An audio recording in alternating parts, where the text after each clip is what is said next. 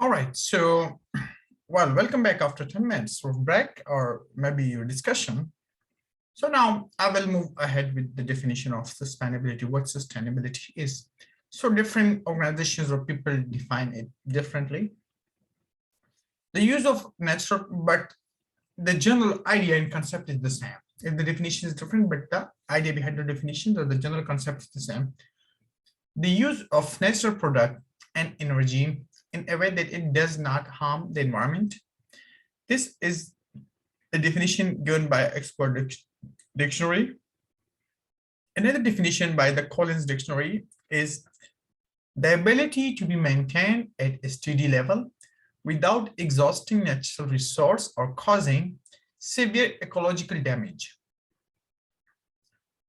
Another definition by the World Commission on Environment and Development is humanity has the ability to make development sustainable, to ensure that it meets the need of the present without compromising the ability of future generations to meet their own needs.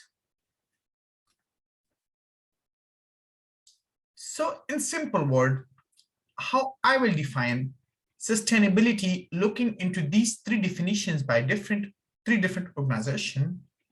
My definition of sustainability is the balance between the environment, equality, and economy.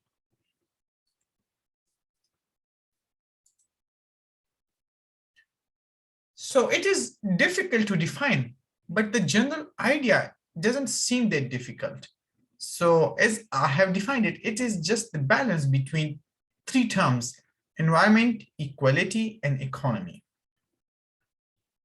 So there is a seminar held in here in Sweden, which has been named as Karlskrona Manifesto, which focus on the framework and dimension for thinking about approaching sustainability to spark discussion and focus on the software systems, because as we are dealing with IT, so mostly sustainability will be related to IT.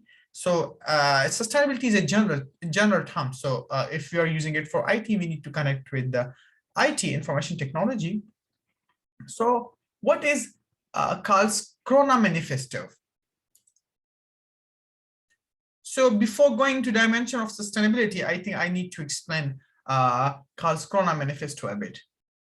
So Karlskrona Manifesto for Sustainability Design and Software was created as an output of the third international workshop on requirement engineering for sustainable systems held in Sweden. Yeah, it held in Sweden. The manifesto arose from a suggestion that in the paper by, if I'm not wrong, it was Christoph Becker, and the paper name was Sustainability and Longevity, two sides of the same quality. So as a software practitioner and researchers, we are the part of the group of people who design softwares, system that run our world. Our work has made us increasingly aware of the impact of the system and responsibility that's come with our role at a time when information and communication technology are shaping the future. We struggle to reconcile our concern for the planet Earth and society with the work that we do. So actually, through this work, we have come to understand that we need to redefine the narrative on sustainability and the role it plays in our profession. So if you're designing a software, we must look into the environment. Are we causing any serious effects in the environment, or if not now, will it cause any serious effect in the future for future generations? So we need to look. These are the things you must consider before designing a software. So these are the sustainability related to IT. So you need to consider, again, while designing a software, you need to consider the three terms, which are the environment, is it environmental friendly? Will it affect us or not? Equality, is it like equally applicable to every person? Everybody can access it or not? And the third one was economy. Well, does it have like bad effect on our economy or not? So before designing a software completely, these things should be considered. Sustainability is fundamental to our society. The current state of our world is unsustainable in more ways than we often recognize. Technology is the part of dilemma and part of possible responses. So now let's move forward to the dimensions of sustainability. So we are having three dimensions, as I mentioned before as well: economically sustainable, socially sustainable, environmentally sustainable, and overlaps, like for example, equitable access to resources, socially and environmental. By overlap, I mean like you can mix each of the three above and you can come up with a new terms, but remember that new terms will contain one, three or two of the above terms. So yeah, but the most important ones that we are going to discuss in detail are economically, socially, and environmentally sustainable. But yeah, one could also argue that economical is a subset of social and social is a subset of environmental. So more than dimension, it is a hierarchy. Yes, but still each of these terms contain different meaning and are equally important. So it's not like if these are the subsets of environmental, social and economical is a subset of environmental, so we just go through the environmental. No, social and economical have their equal importance and environmental. So we will discuss each of these three in detail in the coming slide.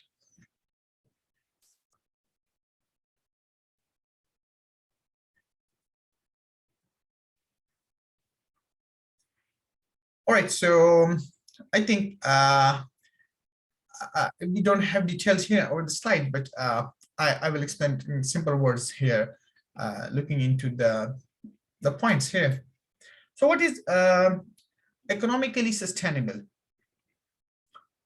Economic sustainability is an integrated part of the sustainability and means that we must use, safeguard, and sustain resources, either human or material, to create long-term sustainable values by optimal use, recovery, and recycle. For example, if we get like for economical sustainability, we can get the example of food. So micro farming in urban and suburban areas.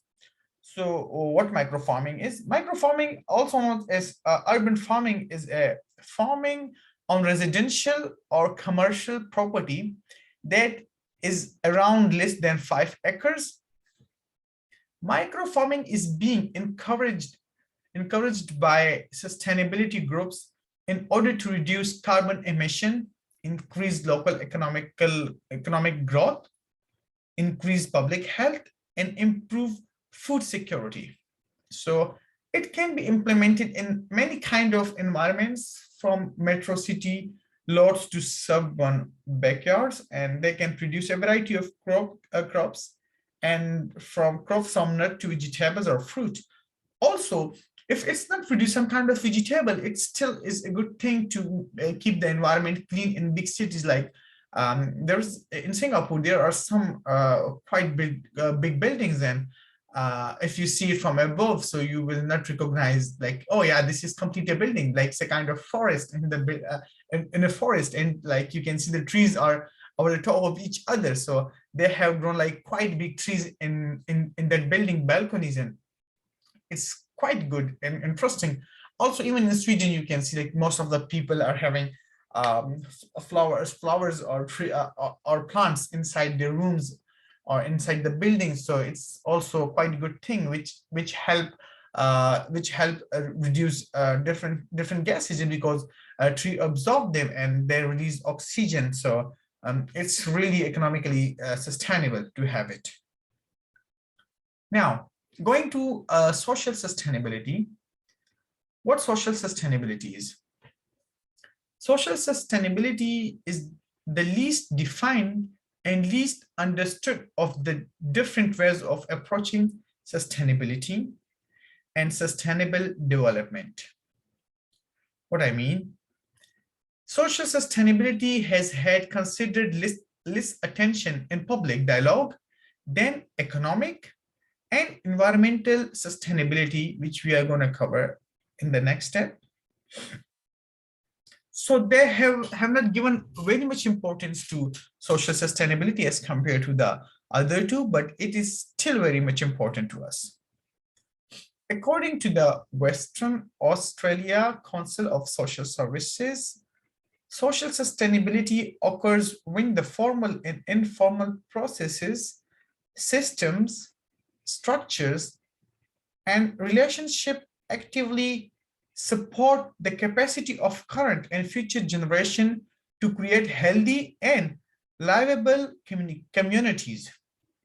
Socially sustainable communities are equitable, diverse, connected, and democratic, and provide a good quality of life.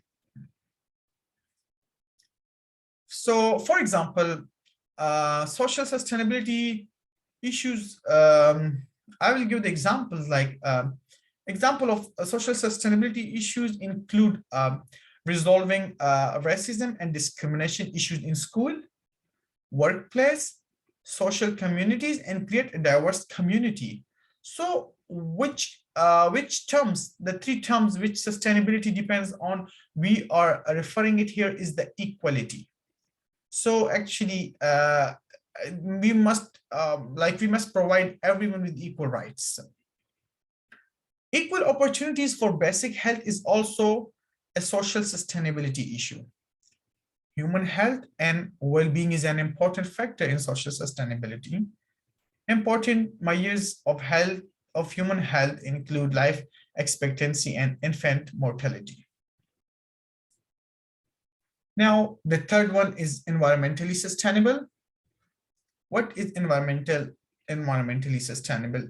Sustainable means environmental sustainability is defined as responsible interaction with the environment to avoid depletion or degradation of natural resources and allow for long-term environmental quality. The practice of environmental sustainability helps to ensure that the needs of today's population are met without removing, or we can say without discarding the ability for future generations to meet their needs. When we look at the natural environment, we see that it has rather remarkable ability to itself and sustain its viability. For example, when a tree falls, it decomposes, adding nutrients to the soil. These nutrients help sustain suitable condition so future sapling can grow. When the nature is left alone, it has a tremendous ability to care for itself. However, on the other hand, when man enters the picture, it uses many of the natural resources provided by the environment. Things change. Actually, human action can deplete natural resources, and without the application of environmental sustainability method, long-term viability can be compromised. So the example for environmental sustainability is sustainable agriculture. This is one of the examples. One way environmental sustainability is being applied is through sustainable agriculture. This is defined as the use of farming techniques that protect the environment. Sustainable agriculture has grown out of the concern over the industrialization of agriculture that begins in the 20th century. Although industrial agriculture has the ability to produce abundant amount of food at affordable prices, the method of farming can be detrimental to the environment. Industrial agriculture methods are heavily reliant on chemical fertilizer and pesticides and put high demand on soil and water resources. Also, industrial crops are often monocrops, which involves growing in a single crop year after year. These methods can lead to water pollution when chemicals run off into waterways, depletes the water resources due to overuse, and soil erosion and poor soil quality due to aggressive planting. With sustainable agriculture, farmers minimize water use and lower the dependence on chemical pesticides and fertilizers. They also minimize tillage of the soil and rotate crops planting each year to ensure higher soil quality. So these are the main three important parts of sustainability: economically, socially, environmentally, and I have discussed them, the definitions along with examples. So still, if there's any, I think I discussed it very simply, but still, if you're finding any kind of confusion or you want to know more about it, so you can always send me an email. So I will try my best to answer as soon as possible.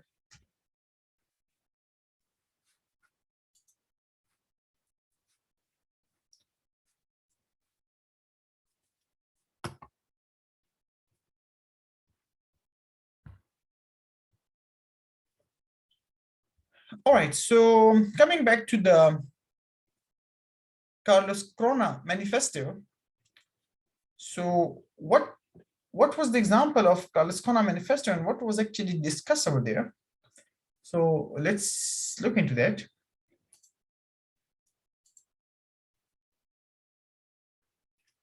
We often talk about the immediate impact of technology, but rarely acknowledge its indirect and systemic effect. Well, that's true.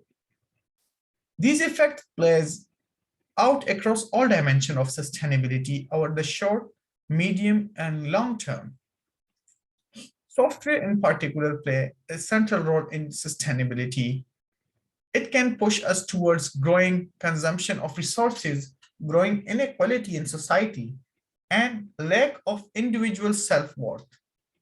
But it can also create communities and enable thriving of individuals' freedom, democratic processes, and resource conversion. As designer of software technology, we are responsible for the long-term consequences of our design. Design is the process of understanding the world and articulating an alternative conception on how it should shape according to the designer intentions. Through design, we cause change and shape our environment. We recognize that there is a rapid increasing awareness of the fundamental need and desire for our more sustainable world. And there is a lot of genuine goodwill, but this alone can be ineffective unless we come to understand that. So there are several effects which were discussed in Carlos Corona Manifesto. So first one is like direct or first order effect, which are the immediate opportunity and effects created by the physical existence of software technology and the process involved in its design and pollution. Another kind of effect is the indirect or second order effects. Those are the opportunities and effects arising from the application and usage of software. But this is not direct one. This is by the use of this application. Another or third order effect, or known as systemic, are the effects and opportunities. They are caused by wide-scale use of software system over time. Like after some time, we are using the application, it's working fine in present, but after some time or in future, it starts affecting our lives. So this is known as the third order effect.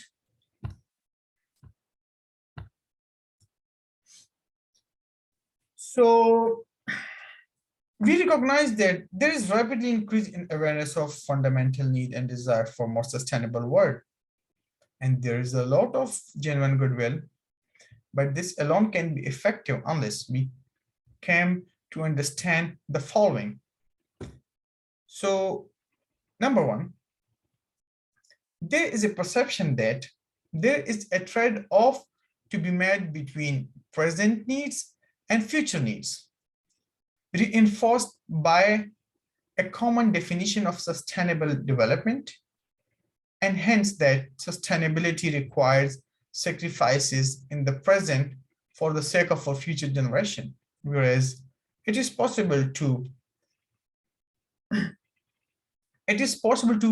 prosper on this planet while simultaneously improving the prospect for the prosperity of the future generation.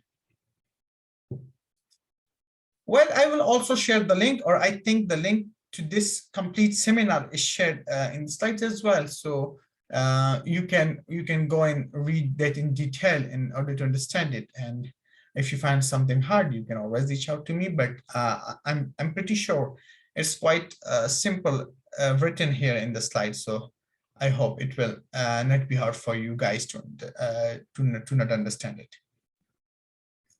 Okay, another important point is, well, there are like several points, but we got like few of the important ones here. The another point is there is a narrow conception of the rules of system designer,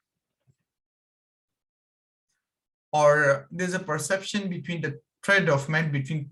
Okay, I'm sorry, I think we have gone through this one. Right here it is. So another point is there is a narrow conception of the rules of system designer, developer, users, owners, and regulators, and the responsibilities. And there is a lack of agency of these actors and how they can fulfill these responsibilities. Whereas sustainability imposes a distinct responsibility on each one of us. And that responsibility comes with the right to know the system design and its status, so that each participant is able to influence the outcome of the technology application in both design and use.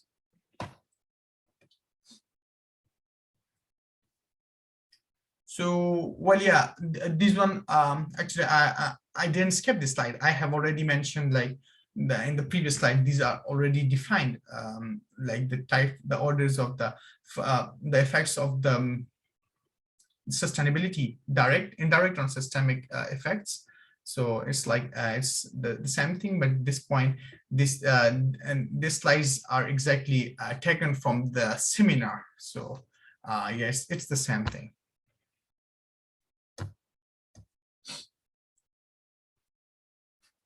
So now, UN Sustainable Development Goals. So there are some goals which are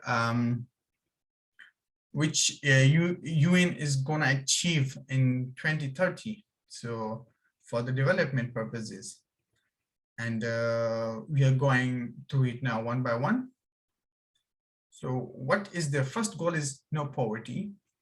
So there will be no poor person in the world.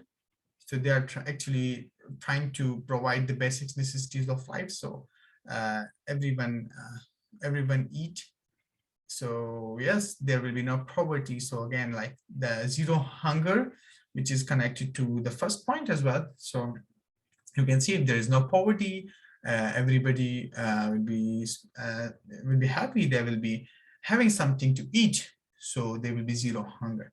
So by actually by achieving the first point, no poverty, the second point will automatically be achieved by the UN Sustainable Development Team. Another thing is the third one point is good health and well-being. To provide good health and well-being to the people is also one of their goal. And quality of education, which is the fourth goal. They want to give every person a good education.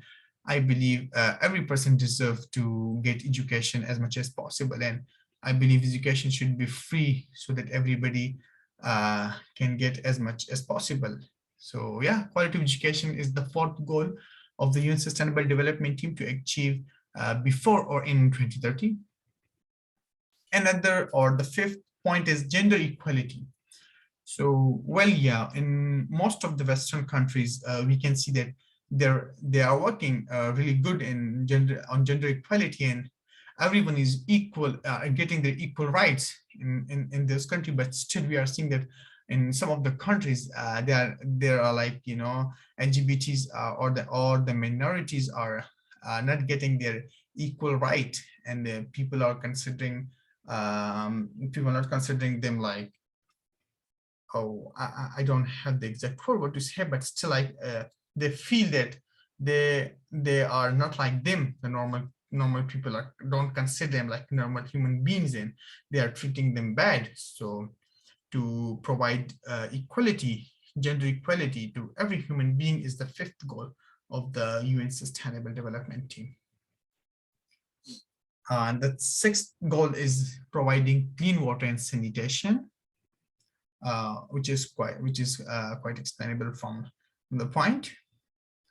Seventh goal is affordable and clean energy. What does affordable and clean energy means? It means to ensure access to affordable, reliable, sustainable, and modern energy for all. So I will be going into a bit more explanation at this point, as to make it clear to you people. Renewable energy solutions are becoming cheaper, more reliable, and more efficient every day. Our current reliance on fossil fuel is unsustainable and harmful to the planet, which is why we have to change the way we produce and consume energy. Implementing these new energy solutions as fast as possible is essential to counter climate change, one of the biggest threats to our own survival. So this is what affordable and clean energy means: to provide sustainable resources, to give sustainable resources, or to develop sustainable resources which provide the energy to people, so they start avoiding the resources which are damaging our climate. The eighth point is decent work and economic growth. So it's quite, it's like not just education. So if you see, these steps are, some of the steps are connected to the previous one. So decent work and economic growth is like, if someone is getting good quality education, so, well, yeah, it's like most probable, and there are a lot of chances that he will get a good work, and which will obviously help in economic growth of the country or the state. So yes, decent work and economic growth is at number 8. The goal number 8 is decent work and economic growth. The next and the 9th goal is industry, innovation, and infrastructure. So this thing is also connected to economic growth. So this industry, innovation, and infrastructure goal will not just only help the people to provide them work, but also will help the countries in their economic growth. Another point is reduced inequalities. So again, gender equalities and reduce inequalities, these are connected to each other. So this is like they will be trying to reduce where they will try to resolve the inequalities issues among the people or organization or whatever it is. But if there's no equalities, they will try to reduce as much as possible. But like the 10th point is like more general. 5th point is like more connected to the people, gender equality, and reduce inequalities like more general. So it does not just contain the people, it contains the states or the cities everywhere. Like, so there should be equalities everywhere. So 11th point is sustainable cities and communities.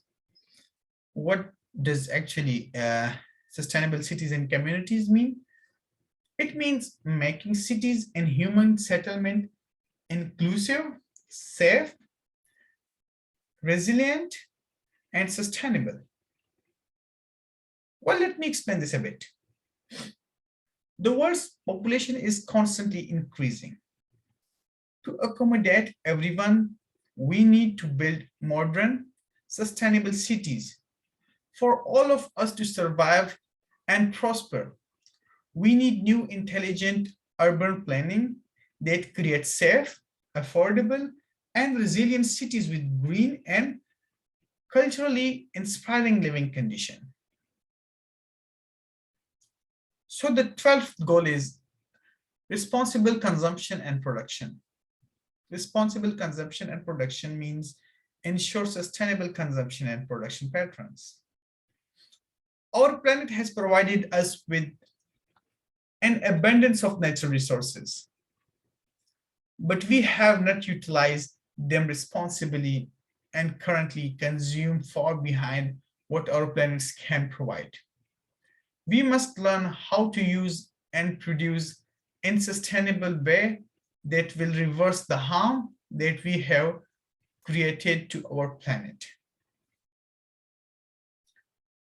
So the 13th goal is climate action, which is also like if we look into the point number 12, responsible consumption, if we control our consumption and we don't damage our environment, so which directly affect our climate as well. So climate action involves those action which will the government take, the UN Sustainable Development Team will take in order to not affect the climate change, so that our future generations will be in safe hands and it will not affect their lives. We are seeing that climate change is occurring very fastly now. So we need to take care of this before things are out of our control. So this is their 13th goal. Goal number 14 is life below the water. So conserve and sustainability use of oceans, seas, and marine resources of sustainable development. Healthy oceans and seas are essential to our existence. They cover 70% of our planet, and we rely on them for food, energy, and water. Yet we have managed to do tremendous damage to these precious resources as well. Like you can see, the plastic issue is the biggest issues that we are damaging the life in water. So we must protect them by eliminating pollutions and overfishing, and immediately start to responsibly manage and protect all marine life around the world, as because we need them. We need them. 15th goal is life on land. So not just life below the water, but also to protect, restore, and promote sustainable use of terrestrial ecosystems. Sustainably manage forests, combat deforestation, and halt and reverse the land degradation and halt biodiversity loss. So not just life below the water, but we also need to take care of life on the land. Not to cut our forests, trees, not to kill animals like which we don't need to. So yeah, this is also they're also working on it to protect the life on land. So well, a bit of explanation to this this life on land point is like a flourishing life on land is the foundation for our life on this planet. We are all the part of this planet ecosystem, and we have caused severe damage to it through deforestation, loss of natural habitats, and land degradation. Promoting a sustainable use of our ecosystem and preserving biodiversity is not a cause. It is the key to our own survival. So we should take these things seriously as well. I believe this is not just the responsibility of the UN Sustainable Development Teams, it is the responsibility of every human being who is living on this earth to take care of all these things. It is for the betterment of their survival and for their future generation.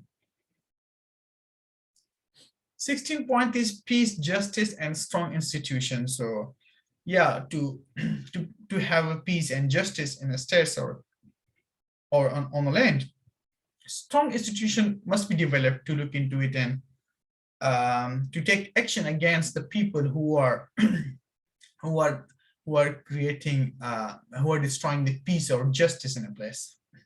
So yeah, this is one of their goals. The last and 17th goal is the partnership for the goals. What does this mean? So this means that strengthen the means of implementation and revitalize the global partnership for sustainable development. Okay, so well, yeah, let me explain this a bit more. The global goals can only be met if we work together.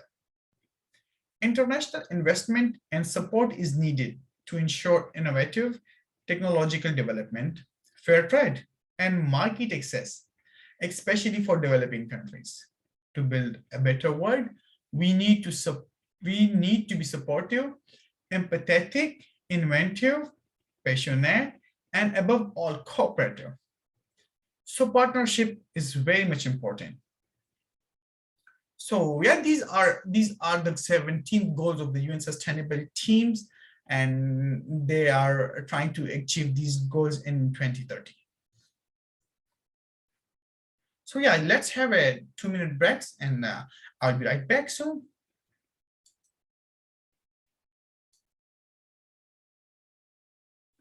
Oh, welcome back. So yeah, we have discussed the 17 point of the UN Sustainable Development Team. They're trying to achieve it before 2030, or at least or by maximum in 2030. So what is being done? Example. So yeah, the consultant asked executive from almost 1,000 companies with annual turnover of over 1 billion about their sustainable tech practices. The question seems to have caught them on the hook. So, well, almost no one seems to know what we are talking about. So by consultant, I mean actually the team which is working on sustainability. So yeah, no one knew about it. And Benjamin Ario is one of the person who is the co-author of Sustainable IT. Only few of the chief information officers, he said that he spoke to had any idea about the state of their carbon footprint, but like almost there were so few that we consider them like no one, because out of 1,000 companies, just few knew few have had some of the idea, but almost most of them were like unaware of what we're talking about. What is sustainable tech practices? They had no idea about it. So unfortunately, it's not like a good thing. So the tech industry has made big strides in decarbonizing operation. For example, like Google has been carbon neutral since 2007. Microsoft plans to be carbon negative by 2030, and is committed to running 70% of data centers from renewable energy by 2023. So after asking 1,000 companies, and they had no idea what sustainability is, the awareness, the Sustainable IT team started awareness of sustainability in information technology in our society. And then the first step took by the Google in 2007, and they became carbon neutral. And also other big companies, organizations like Microsoft and some Facebook, other companies also started to look into the thing, and currently they're working on it, and they're trying to be carbon neutral as soon as possible. Well, if you want to know more about the details of the process they are carrying out to remove or to eliminate the carbon emission. Please check the link over here. So you will study more about it. So I have a small assignment for you as well. It's like not the graded assignment, but it's just for you to think what we have studied, different kind of 3 dimensions of sustainability, and how we can implement it with our how we can implement as a computer scientist. So yeah, as a computer scientist, how do you think we can contribute to sustainability to the technology that we help create? So economic, social, environmental, think about it. First, second, and third order effect, UN goals that we have discussed. Share your thought and discuss. Well, obviously you can't discuss it in group here because this is not a live session. So take notes, and you may need it for your coming assignments. So note it, write down, and you will need it in your assignment. All right, moving forward. So here are some research you can read. It's about sustainability, and links are given to 5 of the research if you guys really want to go in depth of sustainability in the IT field. So I would recommend you guys to go through them, so you will have a more in-depth explanation about sustainability and how it works in the information technology field. So yes, please go through them, and I'm pretty sure you will like it. It's quite interesting.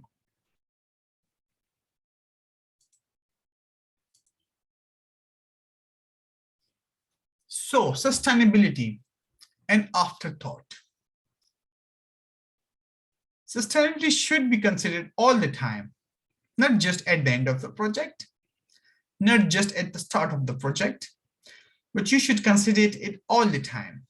We know that things are being upgraded all the time. So a design created once, you consider some kind of conditions and you look into sustainability at that time, but suddenly you need to do changes and you updated the software. Do consider sustainability as well, because as requirement changes, maybe sustainability requirements is also changed. So sustainability should be considered all the time. When you take a course in an area with computing, ask yourself, how could I think about sustainability in terms of course content? So the second point is just a general thing that you can think about sustainability, not just in IT, in everything in your daily life.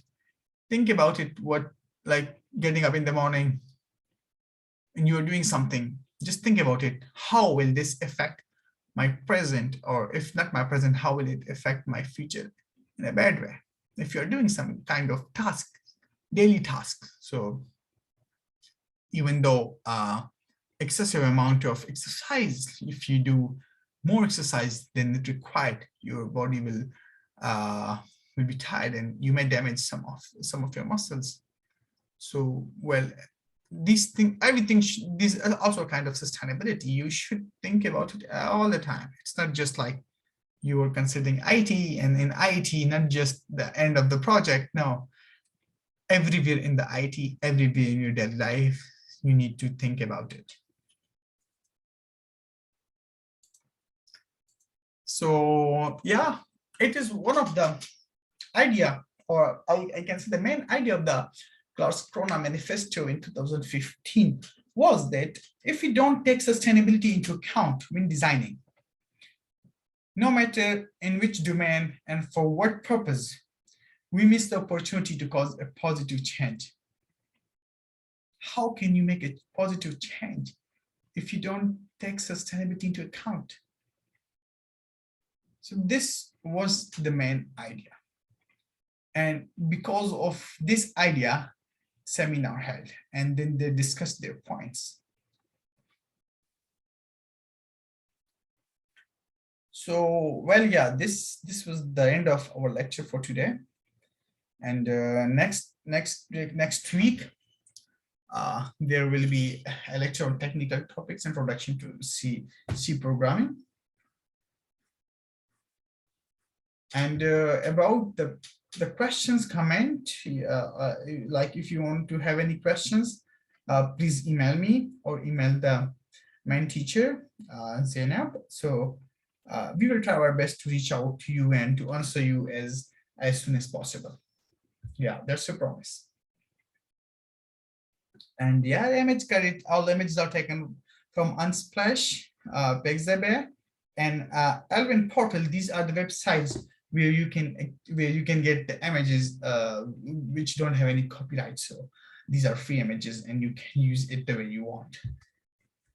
So yeah, that's all from my side, and that's all for today. And if you're having any questions, please feel free to ask and email me. So yeah, I will try my best to answer. All right. Have a good day ahead. Take care. Bye-bye.